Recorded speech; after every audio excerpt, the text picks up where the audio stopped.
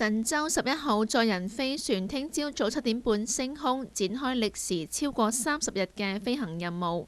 香港海洋公園大熊貓佳佳逝世，終年38歲。週末新聞馬上為你報導。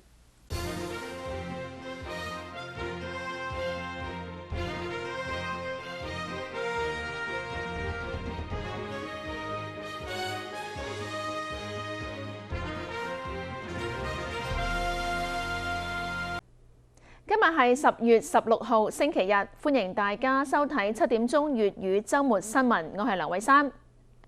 南加州聖地亞哥尋日發生意外，一架卡車失控由橋上跌落嚟，撞到橋下正在舉行節慶嘅民眾，造成4個人死亡，最少8個人受傷。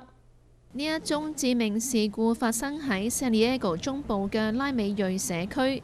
加州公路巡警表示，肇事卡車尋日下晝喺聖地亞哥 Coronado 橋上面失控撞上護欄，由60英尺高嘅橋上跌落嚟。當時橋下嘅 Chicano 公園正在舉行慶祝活動，卡車跌落砸到橋下一個攤位，造成2男2女死亡。其中1男1女死者來自亞利桑那州，另外1男1女來自洛杉磯，年齡介於49到62歲。警方尚未公布死者嘅姓名。事件仲造成最少8人受傷，其中1個人情況嚴重。肇事司機都受重傷送院，之後被警方逮捕。民主黨總統候選人希拉里雖然喺全國性民調領先對手 Donald Trump， 不過2個人嘅差距有幾多呢？睇睇2項民調。根據今日 NBC 新聞以及《華爾街日報》針對有可能投票嘅選民所作嘅民調顯示，民主黨總統候選人希拉里領先對手共和黨候選人 Donald Trump 11個百分點。不過 ABC 新聞同華盛頓郵報嘅民調就顯示2個人嘅差距只有4個百分點。